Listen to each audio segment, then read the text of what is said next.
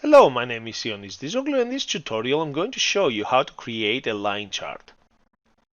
To get started we need some data.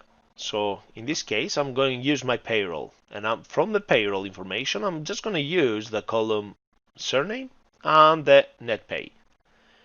So I'm going to go to the charts, I'm going to go to insert menu and select line chart. I'm just going to select this option here, line with markers, and I'm going to place this line chart here on the top left corner. Nothing will show yet because we have not selected any data. I'm going to reduce the width a little bit. Okay, so I'm happy with this. Now I'm going to right click on my line chart and select data. I'm going to click on this little option here. I'm going to go to the payroll. I'm going to click and drag to highlight the surname. I'm going to hold the control key down and click and drag to highlight the net pay. So I have selected the first column and I have selected the second column. I'm going to click here again and click OK.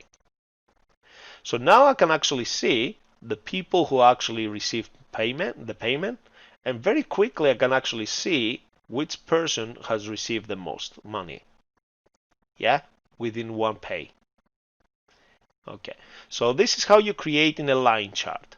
Now I can actually right click here and basically here change the chart type, and I can actually use different styles here.